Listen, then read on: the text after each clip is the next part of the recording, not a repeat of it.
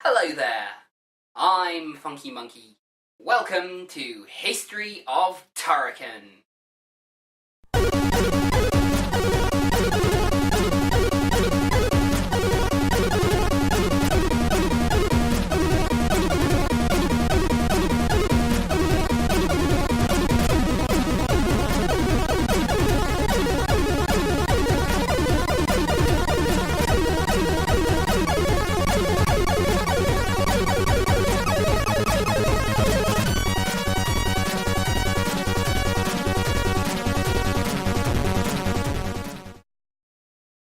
Now, I know what you're thinking, but Funky, we've already talked about Turrican 3, why are we coming back to it?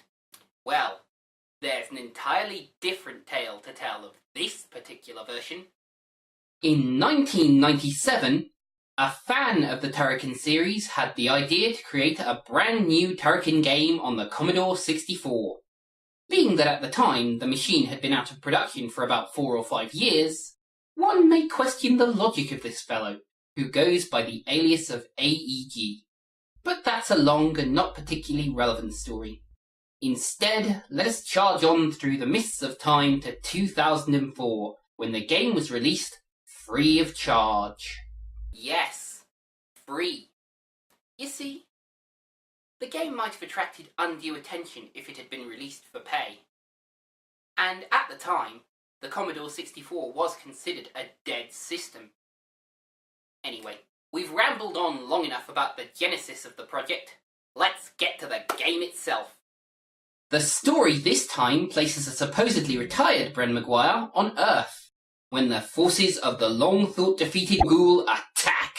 And so Bren must once again climb into his Turrican suit and save the day.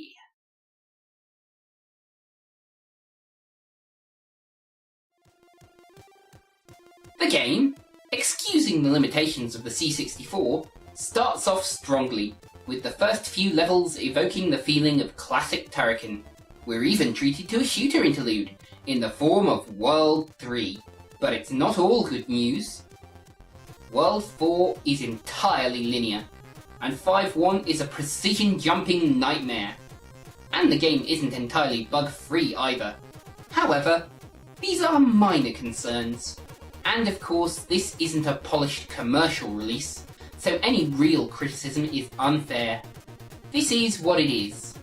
A love letter to a fine gaming tradition, and a good game in its own right. And that's enough for me. Of course, in the past 10 years, there have been several Turrican fan games, of which this is just one. In our next episode, we'll take a look at a few of the PC remakes. Bye now!